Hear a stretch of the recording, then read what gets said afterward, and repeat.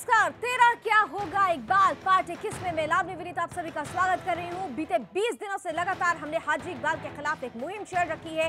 तमाम उसकी काले कारनामों का कच्चा चिट्ठा आपके सामने रखा और धीरे धीरे हमारी हर एक खबर पुष्ट होती जा रही है। सहारनपुर दंगों पर लेकर खास तौर से और उसके हाजी इकबाल के कनेक्शन को लेकर सुदर्शन न्यूज ने 24 मई से ही खुलासा करना शुरू कर दिया था और अब इसी खुलासे की तस्दीक यूपी सरकार और उसकी खुफिया रिपोर्ट कर रही है। उन्हीं रिपोर्ट्स के हवाले से मीडिया के हमारे अन्य सहयोगी भी उसे अपनी प्रमुख खबर बना रहे हैं और कई नामों का जिक्र भी हो रहा है। लेकिन सुदर्शन न्यूज सहारनपुर के दंगों के मुख्य षड्यंत्रकर्ता और फंडिंग करने वाले हाजी इकबाल का नाम 24 मई से लगातार ले रहा है। हाजी इकबाल के खिलाफ मुहिम के तहत सुदर्शन न्यूज के शनिवार के 20वें पार्ट में ही हमने आपको जो जानकारी दी थी उसकी तस्दीक रविवार को अखबारों की सुर्खियां बनी, टेलीविजन चैनलों की एक्सक्लूसिव खबर बनी। लेकिन हमने आपको वही एक्सक्लूसिव खबर, वही सुर्खी सबसे पहले बताई। हम आपको दिखाते हैं कि शनिवार को हमने किस तरह से सबसे पहले दंगों के बारे में एक विश्लेषण आपके सामने रखा था, जो ये स्पष्ट कर रहा था कि सहारनपुर दंगे को हवा देने वाला कोई और नहीं बल्कि हाजी इकबाल ही है। मेरे सहयोगी सुदर्शन न्यूज के इनपुट एडिटर अश्विनी त्रिपाठी जी जुड़ चुके हैं, जो लगातार इस खबर पर बने हुए हैं, एनालाइज कर रहे हैं इस खबर को। अश्विनी जी, कड़ी दर कड़ी हम जोड़ रहे थे और हमने पहली दूसरी कड़ी में ही ये स्पष्ट कर दिया था कि कोई और नहीं हाजी इकबाल ही है जो सहारनपुर दंगे के पीछे एक बड़ा नाम है। लेकिन इस रिपोर्ट में, इस पूरी जांच में उस नाम का सामने नहीं आना, ये क्या रणनीति हो सकती है? देखिए, सरकार का काम करने का अपना तरीका होता है और वो सूचनाएं अब स्टेज वाइज वो लीक करती है। देखिए, हमारे पास जो रिपोर्ट है इस वक्त ये है सहारनपुर जनपद की घटनाओं के संबंधित संक्षिप्त टिप्पणी करके है। ये रिपोर्ट सरकार की रिपोर्ट है। जब ये आनंद फानन में सरकार ने कहा कि क्या मामला है, इसकी पड़ताल की जाए, तो वहाँ के प्रशासन के लोगों ने एक रिपोर्ट बनाई जिसमें 4 तारीखों का बड़ा अहम तरीके से जिक्र है और एक 20 अप्रैल का जो सड़क दूधली का मामला है। और सड़क दूधली में कहा जाता है कि 13-14 साल से वहाँ विवाद चला रहा है शोभा यात्रा निकालने में, अम्बेडकर शोभा यात्रा निकालने को लेकर के। मुस्लिम बहुल इलाका है और दलितों को शोभा यात्रा नहीं निकालने दिया जाता है। यानी मुसलमान वर्सेस दलित का मामला 13-14 साल पुराना वहाँ पे है। दूसरी तारीख 5 तारीख को आती है, 5 मई को आती है। तीसरी तारीख होती है 9 मई को और चौथी तारीख होती है 21 मई को और पाँचवीं 23 मई को आती है। इसमें 5 मई को राजपूत एक प्रोसेसन निकालना चाह रहे थे महाराणा प्रताप का, उसे दलितों ने रोका। ये क्रिएट किया गया। 20 तारीख तक तो वो दलित, 20 तारीख को जो प्रोसेसन निकाला जा रहा था शोभा यात्रा, वो दलित वर्सेस मुस्लिम था जो 13-14 सालों से चला आ रहा था। 5 तारीख को जो शोभा यात्रा राजपूत निकालना चाह रहे थे महाराणा प्रताप का, उसको रोका गया, यानी दलित वर्सेस राजपूत करने की कोशिश की गई।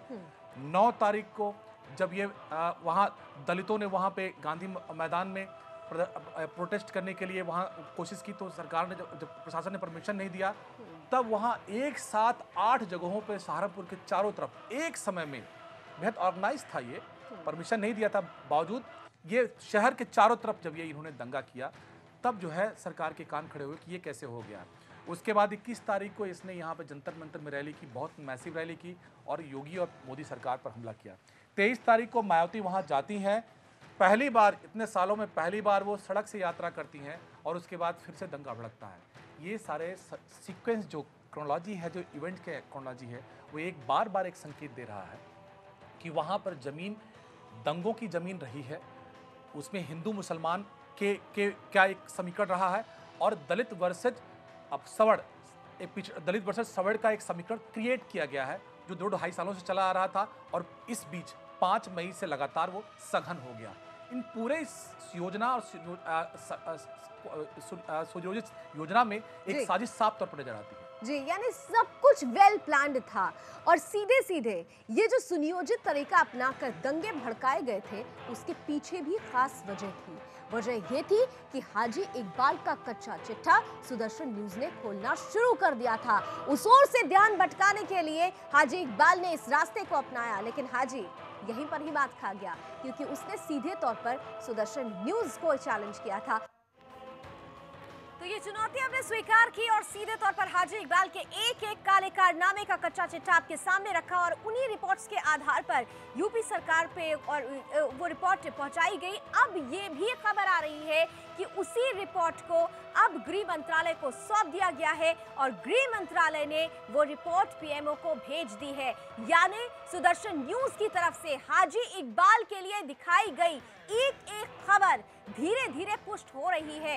हाजी इकबाल के काले कारनामे, खासतौर से सहारनपुर दंगे को लेकर हमने जो खबर दिखाई, जो रिपोर्ट, जो एनालिसिस आपके सामने रखा, वो सच साबित होता हुआ नजर आ रहा है। कुछ ही पल में हम आपके साथ जब जुड़ेंगे तो वो रिपोर्ट किस तरह से और पुष्ट हो रही है, मेरे साथ सुदर्शन न्यूज के इनपुट एडिटर अश्विनी त्रिपाठी जुड़ेंगे और ये बताने की कोशिश करेंगे। फिलहाल एक छोटा सा ब्रेक, लेकिन आप कहीं मत जाइएगा क्योंकि हाजी पर अभी बड़े बड़े खुलासे होने बाकी।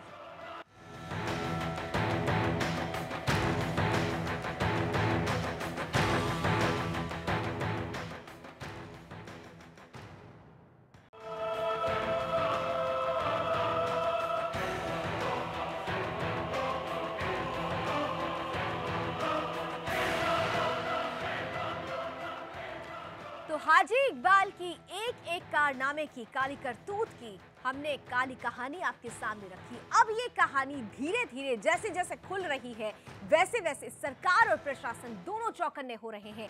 हमारी रिपोर्ट्स के हवाले से जो खबर हमने दिखाई है, उसके आधार पर एक रिपोर्ट जो तैयार की गई थी, जिसमें यूपी में खास तौर से सहारनपुर के एक अल्पसंख्यक नेता का नाम लिए बगैर ये पुष्टि की गई कि उसने सीधे तौर पर सहारनपुर दंगों के लिए फंडिंग की थी। हम खुलकर कहते हैं कि वो लीडर कोई और नहीं, हाजी इकबाल ही था। हमारी उसी खबर के आधार पर जो रिपोर्ट तैयार हुई है, फिलहाल ये खबर आ रही है कि उस रिपोर्ट को गृह मंत्रालय को भेज दिया गया है और गृह मंत्रालय से वो रिपोर्ट पीएमओ भेजी जा चुकी है। मेरे साथ सुदर्शन न्यूज के इनपुट एडिटर अश्विनी त्रिपाठी जुड़ चुके हैं। अश्विनी, सीधे तौर पर अब ये खबर आना कि रिपोर्ट पीएमओ तक जा पहुंची है, हमारी खबर धीरे धीरे पुष्ट होती जा रही है। देखिए लौनी, जो पूरे इस मामले में, सहारनपुर के मामले में जो रिपोर्ट तैयार की गई थी, वो गृह मंत्रालय को भेजी गई और गृह मंत्रालय के बाद जो सूत्रों से जानकारी मिली कि पीएमओ तक पहुंच गई है। और मुख्यमंत्री योगी जो है वो इस समय दिल्ली में मौजूद है। कल सुबह 9 बजे उनकी मुलाकात होगी प्रधानमंत्री से।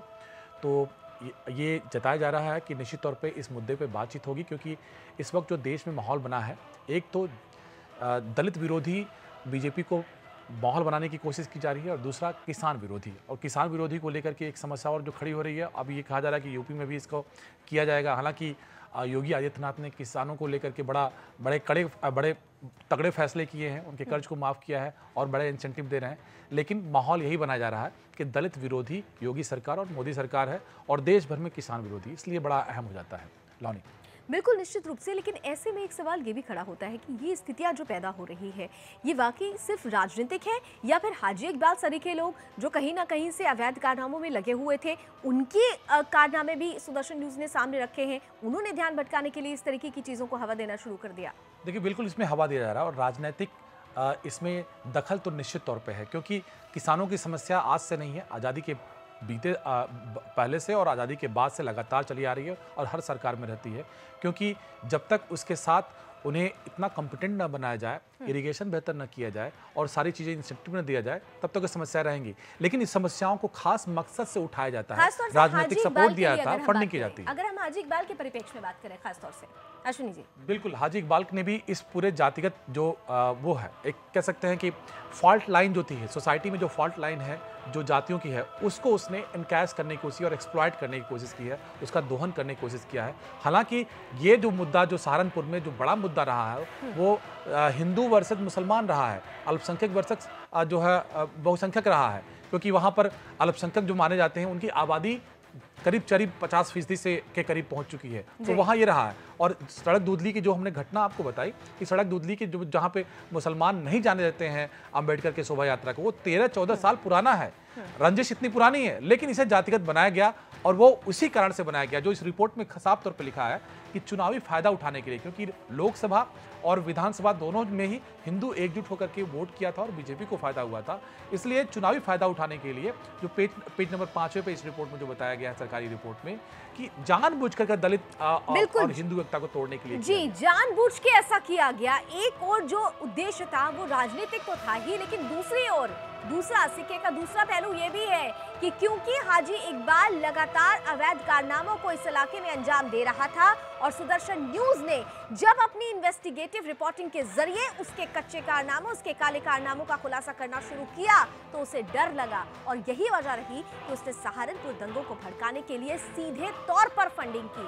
हमारी खबर पोस्ट हो रही है, आगे भी आप देखिएगा कि सच्चाई किस तरह से परत दर परत सरकार की रिपोर्ट ही आपके सामने रखेगी। सुदर्शन न्यूज के खबर के हवाले से बहरहाल एक छोटा सा ब्रेक, जल्द हाजिर।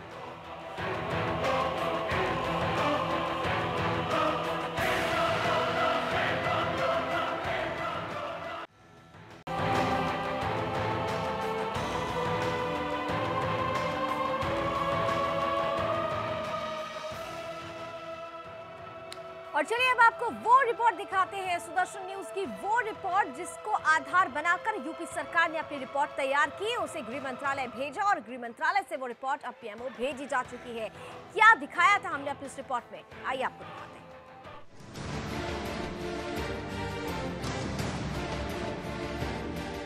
सहारनपुर के दंगों पर सरकार की इस पहली रिपोर्ट में विस्तार में दंगे की पृष्ठभूमि और उसकी साजिश का संकेत दिया गया है।